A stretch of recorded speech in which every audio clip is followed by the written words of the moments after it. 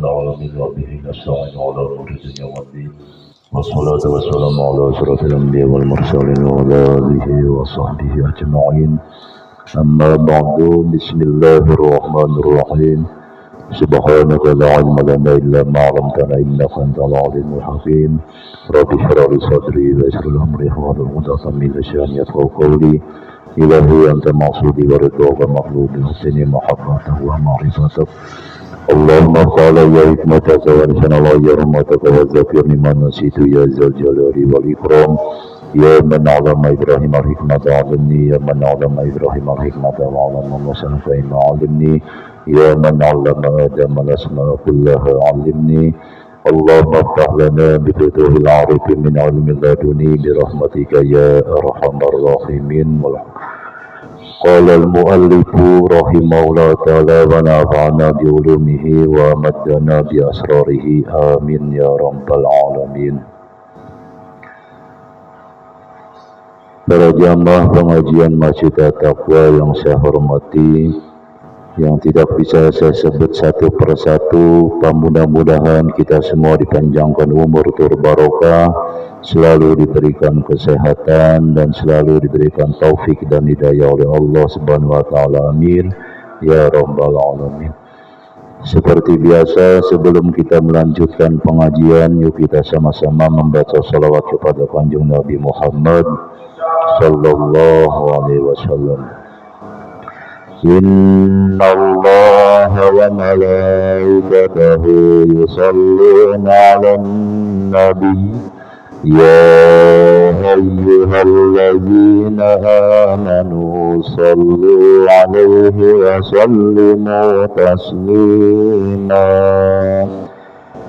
Sallallahu rabbuna ala nuril mubin Ahmad al-Mustafa sayyidil mursalin wa ala alihi wa sahbihi ajma'in. Sallallahu rabbuna ala nuril mubin Ahmad al-Mustafa sayyidil mursalin wa ala alihi wa sahbihi ajma'in. Sallallahu rabbuna ala nuril mubin Ahmad al-Mustafa sayyidil mursalin wa ala alihi wa sahbihi ajma'in. Alhamdulillahirabbil alamin. Mudah-mudahan pembacaan salawat kita tadi menjadikan wasilah kita semua mendapatkan syafaatul uzma dari Kanjeng Nabi Muhammad sallallahu alaihi wasallam, karena kelak nanti di yaumil qiyamah Rasulullah tidak akan memberikan syafaat kepada orang-orang yang tukang sholat, tukang sodako, tukang zakat, tukang apa lagi. Jadi Rasulullah SAW hanya memberi syafaat kepada orang-orang yang membaca sholawat. Jadi kalau kita mau mendapatkan syafaat, maka kita harus sering membaca sholawat kepada Kanjeng Nabi Muhammad Sallallahu Alaihi Wasallam. Kita lanjutkan pengajian kita di dalam kitab Fathul Mu'min pasal sholat berjamaah. أعوذ بالله من الشيطان الرجيم. بسم الله الرحمن الرحيم. Sampai mana ya kemarin?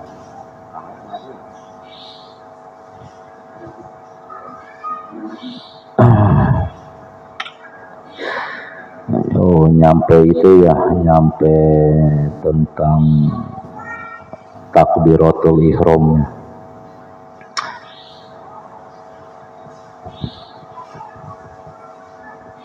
La kharijun an mahaliha wa in sabiral masjidu. Dan tidak disunahkan lagi kita keluar dari sholat walaupun masjidnya kecil. Tidak disunahkan walaupun masjidnya kecil, tetap kita jangan sampai keluar dari sholat. Ini ngomongin sholat berjamaah. Jadi jangan sampai kita punya pikiran, masjidnya juga kecil, sholat berjamaah nggak mau gitu. Jadi walaupun masjidnya kecil tetap. Tapi zaman sekarang nggak ada masjid yang kecil ya. Iya, masjid At-Taqwa doang kecil. Terasnya yang gede, yang luas. Masjidnya mah kecil, terasnya yang luas. Mana? Insya Allah lah kita doain, mudah-mudahan nanti kedepannya Masjid At-Taqwa diluasin, dilebarin, mudah-mudahan tercapai. Amin ya robbal alamin.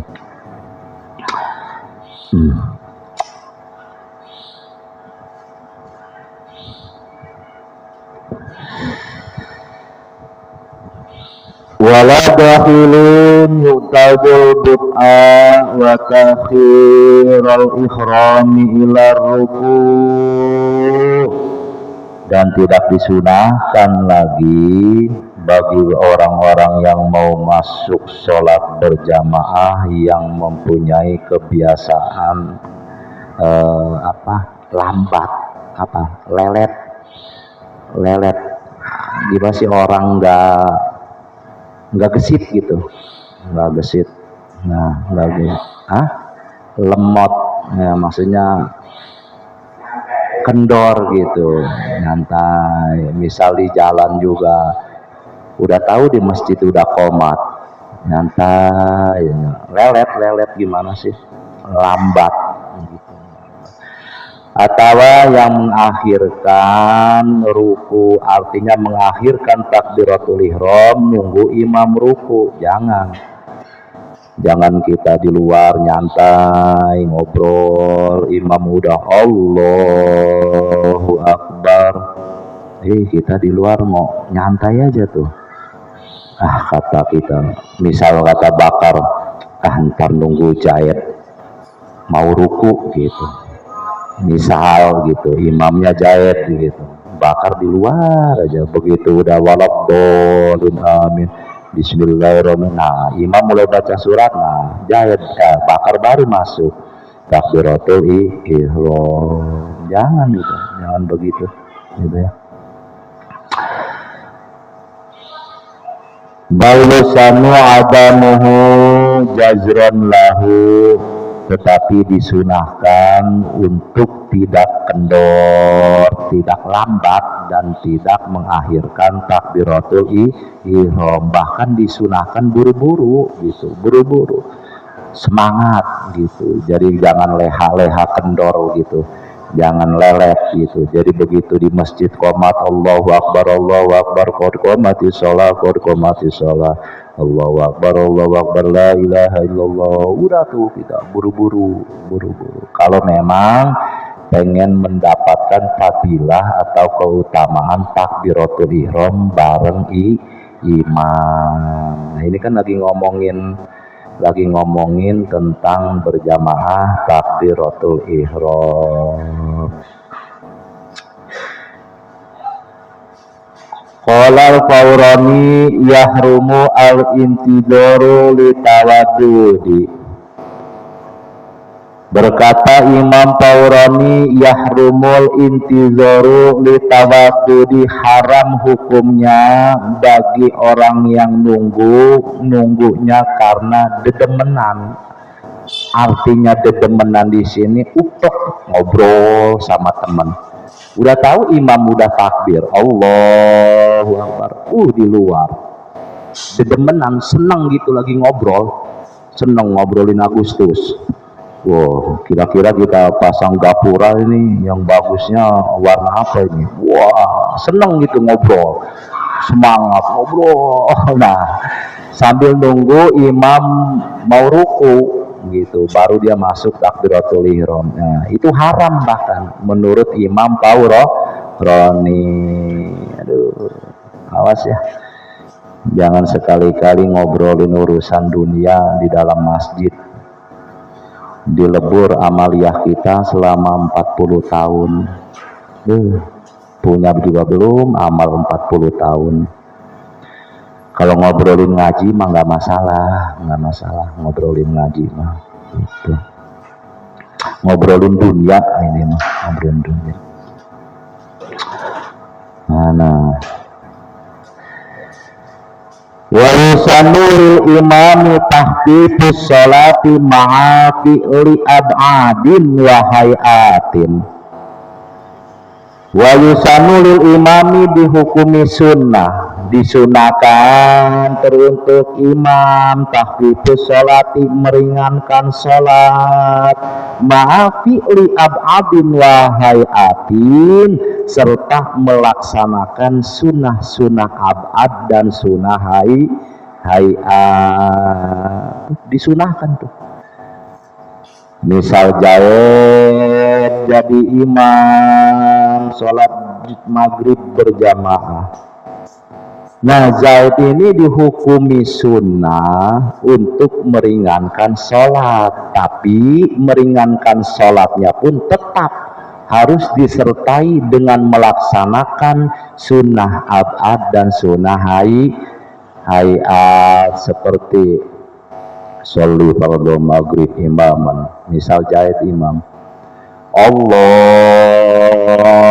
Akbar, setelah takbiratul ihram sunnah baca doa iftitah. Nah, doa iftitah ini kan sunnah hayat, tetap si imam ini harus membaca, bukan dianjurkan atau bukan disunahkan meringankan sholat. Akhirnya kesunahan yang seperti sunnah hayat, sunnah abad ditinggalin, nggak dikerjakan.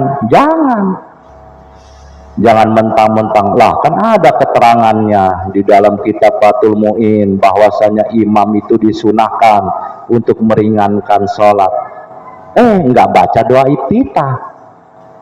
Nah, ini kebanyakan sholat taraweh kayak di kampung sana tuh, kampung mana lupa saya. Jadi kalau sholat taraweh imamnya Allahu Akbar, baru Akbar nih, langsung Bismillahirrahmanirrahim, Alhamdulillahirabbil alamin, arrahmanirrahim, maliki yaumiddin, langsung baca Fatihah. Nggak ada tuh baca doa iftitah. Walaupun disunahkan untuk meringankan sholat, terutama sholat taraweh, ya, tapi bukan berarti itu kesunahan seperti sunnah hayat dan sunnah abad ditinggalin. Paham nggak? Ya, hati-hati. Kebanyakan kita kalau sholat taraweh, ya, sholat taraweh tuh kadang doa iftitah nggak dibaca, nggak usah. Jangankan ta'ud sama sunnah hayat, a'udzubillahi minasyaitonirrajim, begitu, tetap baca. Bahkan sebagian ulama menganjurkan minimal di rakaat pertama tuh ta'ud baca. Adapun nanti di rakaat kedua, ketiga, atau keempat itu nggak apa-apa, terserah kita. Tapi yang penting tuh di rakaat awal kita baca. Kenapa? Karena disitulah kita berdoa meminta kepada Allah untuk berlindung dari godaan setan. Auzubillahi minasyaitonirrajim. Kan begitu. jalur panglindung kita, kan begitu, dari godaan setan yang terkutuk. Kita mah kadang mentang-mentang disunahkan meringankan sholat, akhirnya si imam ini nggak ngerjain tuh kesunahan-kesunahan seperti apa lagi? Seperti baca subhana rabbiyal azim wa bihamdi ruku. Nah itu kan sunnahnya itu 3 kali. Itu udah had akol itu sedikitnya 3 kali gitu. Jadi si imam disunahkan meringankan sholat, tapi jangan sampai meninggalkan sunnah hayat dan sunnah abad. Seperti sunnah hayat janganlah sampai melakukan seperti baca tasbih nguber had akmal. Jadi nguber had yang sempurna seperti 11 kali gitu. Ruku subhana rabbiyal azim wa bihamdihi subhana rabbiyal azim wa bihamdihi sampai 11 kali. Ya jangan gitu. Tetap disunahkan, diringankan aja, artinya had akal aja 3 kali. Nah, makanya kalau terawih kan boleh diikhtisor, diringkas.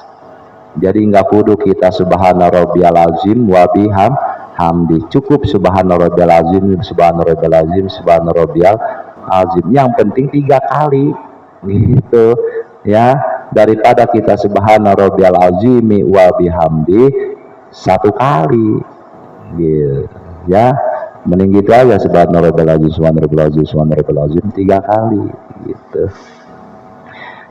Tapi nggak apa-apa kan, nggak apa-apa walaupun sekali juga, misal subhana rabbiyal azim wa bihamdi, nggak apa-apa daripada nggak baca kan begitu ya. Nah, jadi disunahkan teruntuk imam meringankan sholat serta mengerjakan sunnah abad dan sunnah hayat. Sunnah abad itu seperti doa kunut. Nah, kunut sunnah abad. Cuma mau dibaca monggo, enggak dibaca silahkan.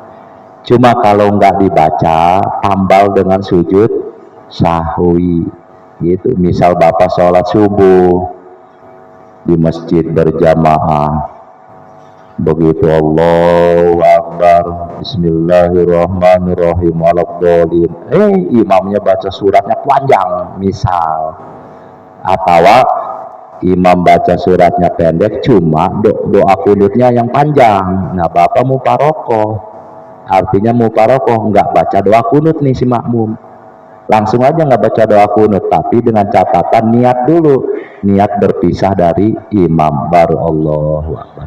Nguber kerja misal mau buru-buru berangkat kerja gitu ya, seperti sunnah abad, seperti tasyahud awal, itu tasyahud awal sunnah abad.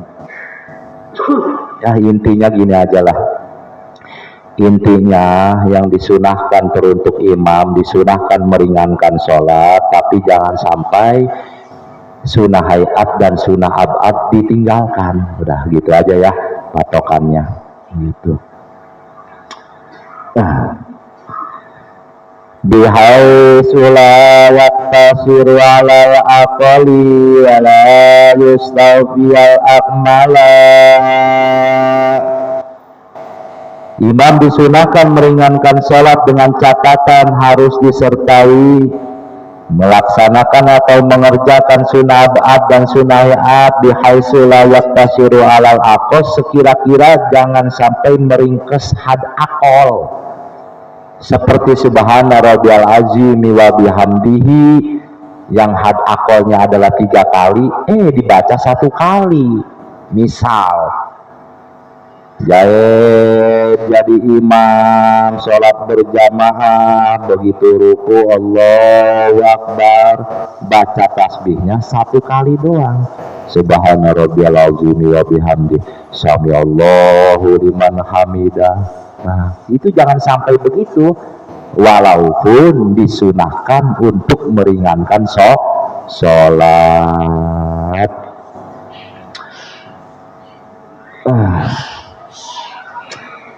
Wala yasdawjal akmal, yang mana si imam ini tidak melaksanakan had yang sempurna.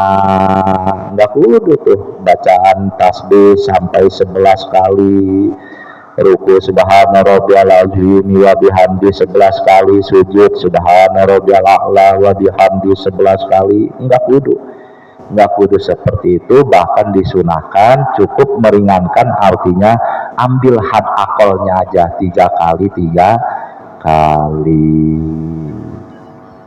tuh.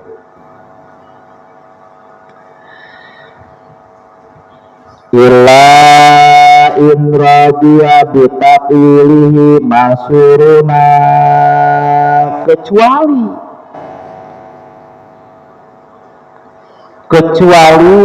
makmum atau kecuali imamnya ini mau memanjangkan bacaan-bacaan di dalam sholat, tapi harus minta ridho terhadap makmum, ya.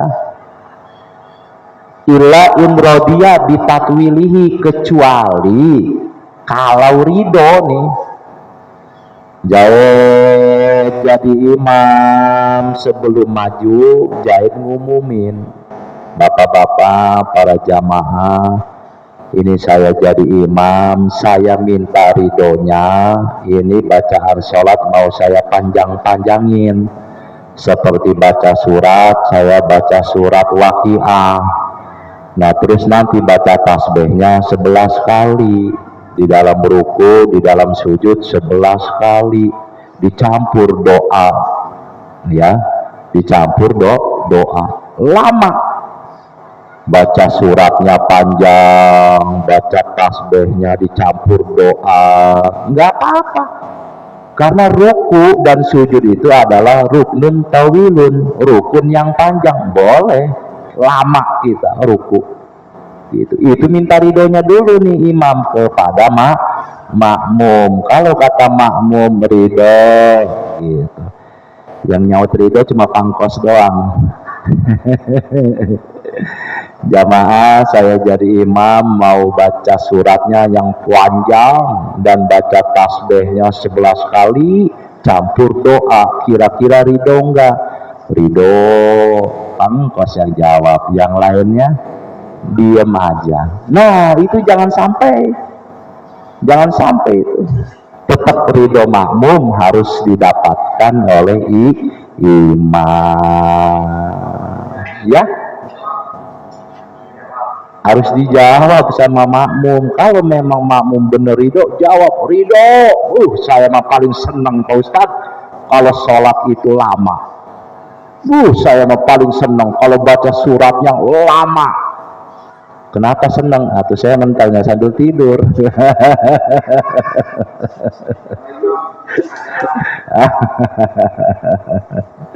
Aduh, Masya Allah. Aduh. Saya mah bukan apa-apa, khawatir kalau misal saya jadi imam baca suratnya panjang gitu, khawatir ada makmum kepetuk aja dalam hatinya, sial nih imam baca suratnya panjang amat, pegel kaki saya.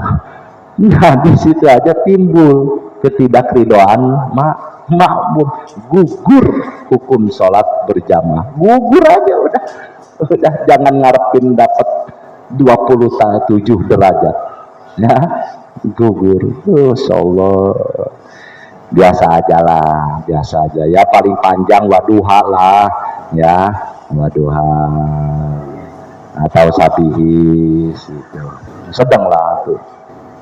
Atau makmumnya juga jangan keterlaluan gitu, jangan kelewatan makmum juga, ngarepnya imamnya baca inna sama kulhu. Atau jangan gitu-gitu juga makmumnya, ya, makmumnya jangan ngarep begitu juga. Saya mah paling seneng kalau imam bacanya inna sama kulhu. Atau jangan begitu juga, yang sedang aja, yang sedang. Masya Allah, ya. Jangan sampai kejadian waktu itu ya, di sini kan ada ya sholat subuh imam baca suratnya panjang, itu yang aki-aki kasihan itu, kakinya sampai gemeter-gemeter katanya, lapor. Waduh, waktu subuh kaki saya sampai gemeter, ada aki-aki. Aduh, salah. Kita kan makmumnya udah pada tua ini, udah penyakit asam urat tuh udah pada nempel semua. Aduh, udah encok, masya Allah. Kecuali kalau sholat sendiri mah nggak masalah ya, mau 1 jam tah, gitu. Sholat sendiri mah alhamdulillah, sholat sunnah aja, ya bukannya ria saya, bukan saya ria. Sholat 2 rakaat aja saya kalau sholat sendiri itu bisa nyampe 20 menit, paling cepat 15 menit, itu 2 rakaat. Tapi sendirian gitu. Kalau sendirian kan bebas mau gimana, mau sujud kita 5 menit tak, mau 10 menit gitu. Mana biasa aja lah ya. Wa kuriha lahu takwilun wa in qasadaluhu ka akharina. Wa kuriha lahu takwilun, dimakruhkan, hukumnya makruh bagi imam tatwil, memanjangkan bacaan sholat, makruh, bahkan hukumnya makruh. Baca surat panjang, baca tasbih panjang, rukunya 11 kali, sujudnya 11 kali, dipanjang-panjangin, campur doa, itu hukumnya makruh ya, makruh. Wa in qasadaluluhu ku akharina, walaupun si imam ini punya tujuan nunggu orang yang datang ke masjid mau sholat berjamaah, tetap walau punya tujuan seperti itu juga tetap hukumnya makruh. Misal sholatnya dilamain, baca suratnya panjang, punya tujuan nih, nunggu orang-orang yang di rumah pada datang ke masjid, ujung-ujungnya sholat makruh, yang datang nggak ada lagi. Udah dilama-lama, bacaannya panjang, jamaah nggak ada yang datang lagi, kan rugi ya. Udah sih yang ada aja, ada 10, 20 gitu.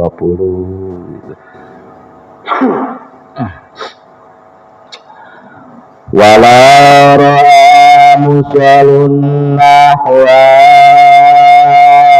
harikin khofata.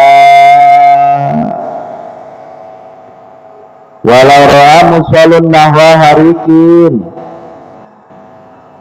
kalau seandainya orang yang lagi sholat di sini ayat mutlakon infaradan au ma'muman au imaman.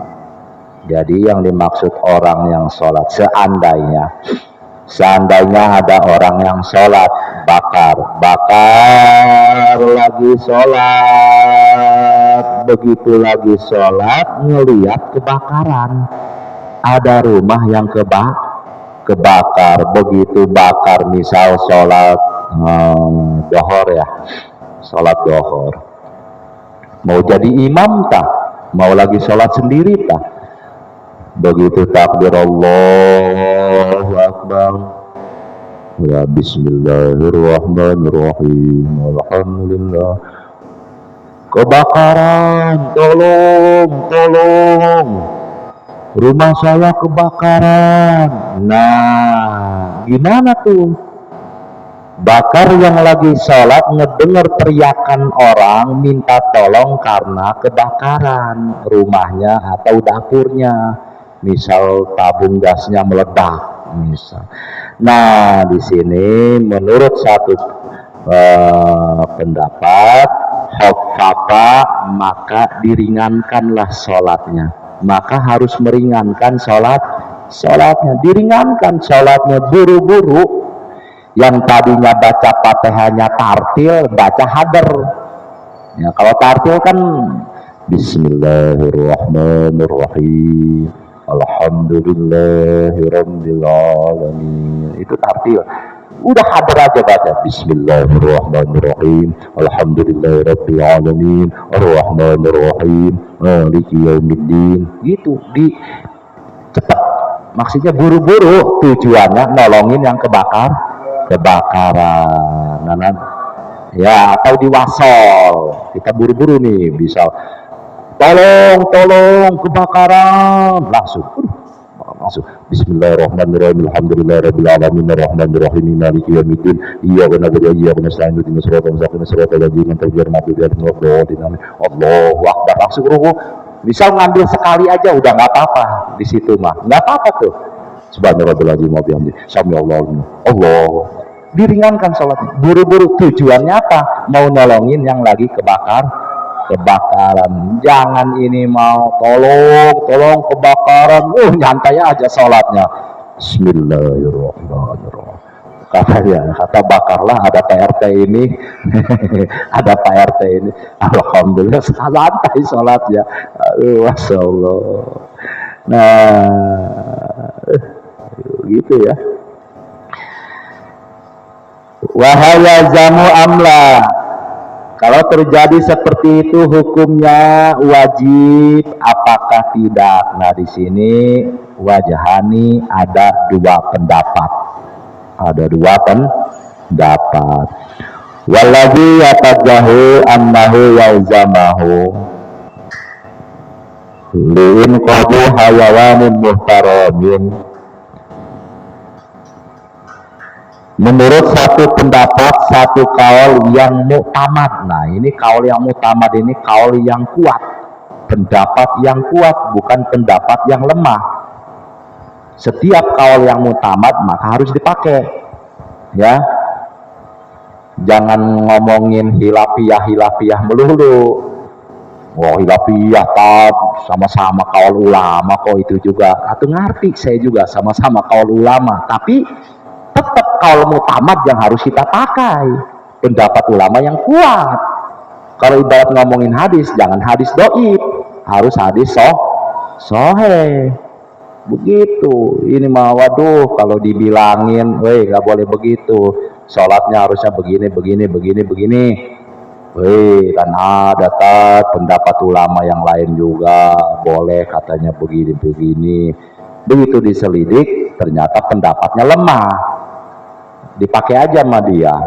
Ya, jangan begitu, tetap pendapat adalah kaul yang muktamad yang kita pakai. Begitu ya.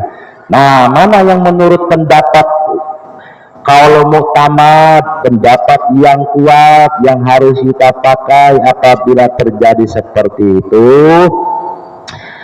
Annahu wajamahu linfadi hayawanin muhtaramin. Hukumnya wajib bagi bakar yang sholat untuk meringankan bacaan sholat atau untuk meringankan sholat, tujuannya li'in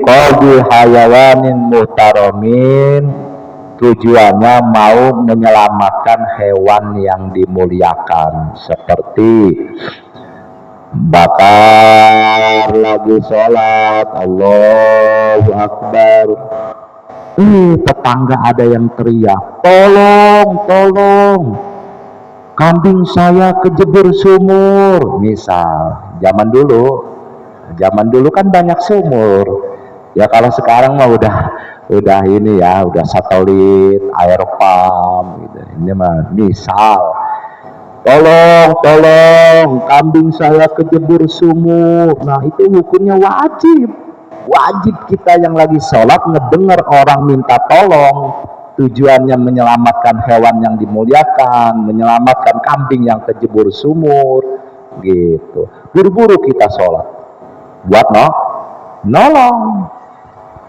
Atau ayam, tolong ayam saya kejebur, kita mah buru-buru sholat, begitu ditolongin ayamnya pitik kecil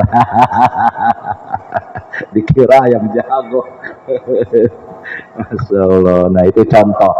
contoh. Jadi boleh, bahkan hukumnya wajib meringankan sholat. Udah nggak ada ya di kita mah kalau buat hewan-hewan yang dimuliakan mah nggak ada.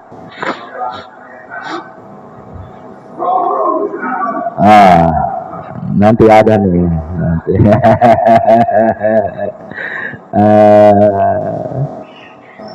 Mana wala jujulahu lin qadinahwi malin. Nah kalau ini mah hukumnya cuma boleh meringankan sholat, mempercepat sholat, tujuannya menyelamatkan harta gitu. Ini menurut sependapat lagi nih, hukumnya boleh, bukan wajib. Meringankan sholat itu bukan wajib, tapi hanya boleh. Seperti menyelamatkan harta, misal bakar lagi sholat, begitu lagi sholat ngeliat ada yang mau maling, lagi ngotrek itu kunci kotak amal misal, kebetulan sholatnya di belakang. Nah, bakar mah paling seneng sholat paling belakang dan menempel sama tembok. Tujuannya kalau habis sholat langsung nyender. Nah begitu ngelirik, ada orang yang lagi ngotrek itu tuh gembok kotak amal. Nah ini diperbolehkan kita memperingan sholat atau cepat-cepat buru-buru, tujuannya mau menyelamatkan harta gitu, paham ya? Jangan ngelihat udah tahu ada yang mau maling, sholat nyantai aja lama. Begitu udahan atau malingnya udah kabur. jangan begitu, boleh hukumnya. Kadzalika wa man doa hayalanan muhtaraman yaksiduhu zalimun. Atawa seperti bakar lagi sholat, begitu lagi sholat ada hewan yang dipaling gitu. Ada kita bakar lagi sholat, Allahu Akbar, ada yang mau maling ayam, ada mau maling kambing atau maling apa aja. Nah itu buru-buru meringankan sholat.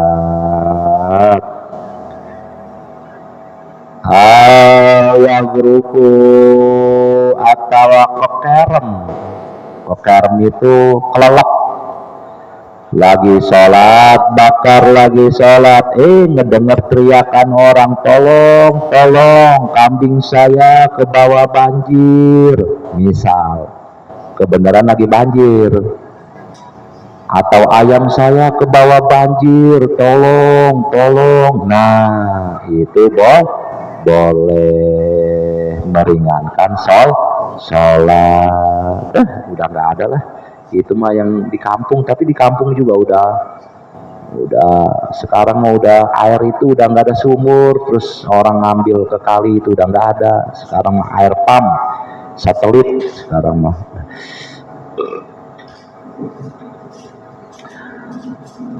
Lazimau tahlisuhu wa ta'khirus salatin au ibtaliha, maka dihukumi wajib apabila kita lagi sholat punya tujuan menyelamatkan hewan atau yang kebakaran atau harta yang mau dizolim atau mau dipaling, wa ta'khiri sholati, dan mengakhiri sholat, au ibtoliha, atau membatalkan sholat. Tuh. Jadi bahkan wajib mengakhirkan sholat atau membatalkan sholat.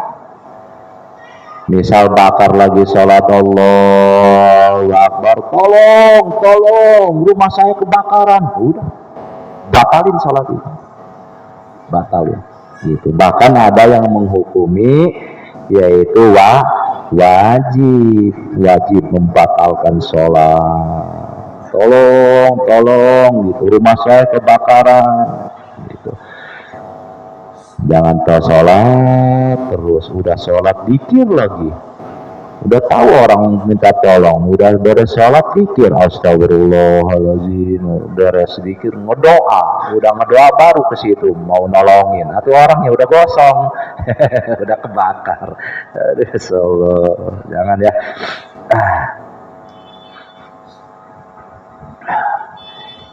In kana fiha aw malan jazalahu dalika.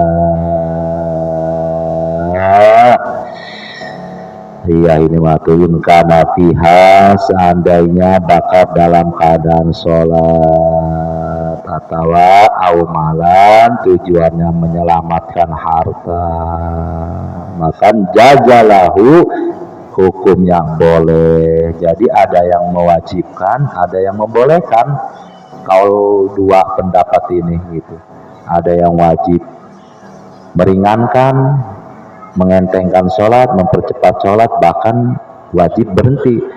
Tapi sebagian ulama lagi ada yang berpendapat hanya boleh meringankan atau boleh membatalkan sholat gitu. Wa kuriha lahu tarkuhu, dan dihukumi makruh apabila bakar lagi sholat ngedengar orang minta tolong tapi nggak ditolong, makruh.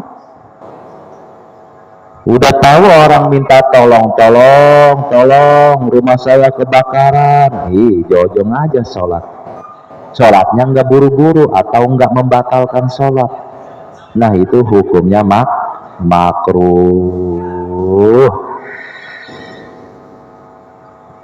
Wa kuriha ittiba'u naflin ba'da syuru'il muqimi fil iqamati walau bi ghairi iznil imami.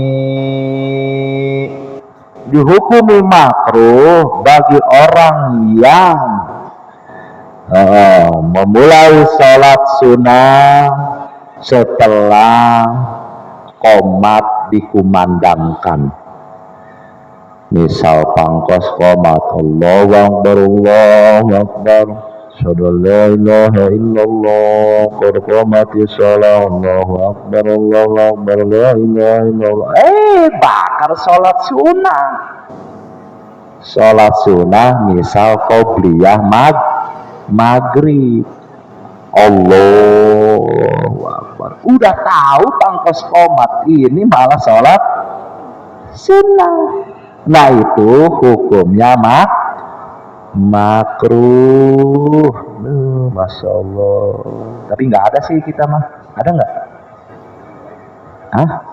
Paling ada juga kita mah nih udah mepet mau qomat, dia sholat gitu. Jadi begitu pangkos selesai qomat, dia masih rakaat kedua tuh.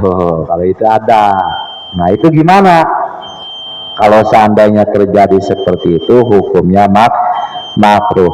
Fa'in kana fihi atamahu in lam yahsya biitmamihi pauta jama'atin.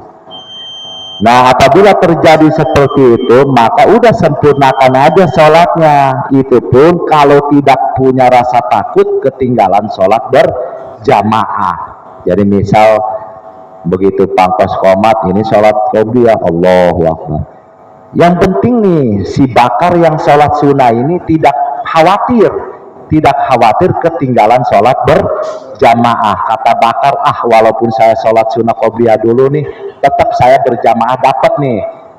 Kemungkinan di rakaat ketiga saya bermakmumnya. Nah, itu nggak apa-apa, ya, nggak apa-apa. Wa illa qata'ahu nudman. Nah, kecuali orang ini sholat sunnah, udah tahu qomat, sholat sunnah, cuma dia nih pasti ketinggalan sholat berjamaah. Kata bakar, Allahu Akbar, sholat sunnah qobliyah maghrib. begitu yang maju imamnya misal jahit, waduh, si jahit mah yang jadi imam si jahit lagi, dia mah bacaannya cepet, misal waduh, kalau saya sholat sunnah 2 rakaat nih, jahit mah pasti udah beres nih sholat maghrib 3 rakaat nih, karena dia mah bacanya cepet, misal gitu. Jadi ketinggalan nih, kalau dia memaksakan untuk menyempurnakan sholat sunnah 2 rakaat ini, dia bakal ketinggalan sholat berjamaah. Nah, maka di situ dan maka udah potong aja, artinya udah batalin sunnah itu. Waduh, kalau saya terus di sholat pasti ketinggalan saya sholat berjamaah. Udahan lah, nah, langsung sholat berjamaah. Wa dakhala fiha malam yarji jama'atan ukhra wallahu a'lamu bissawab. Ada pertanyaan?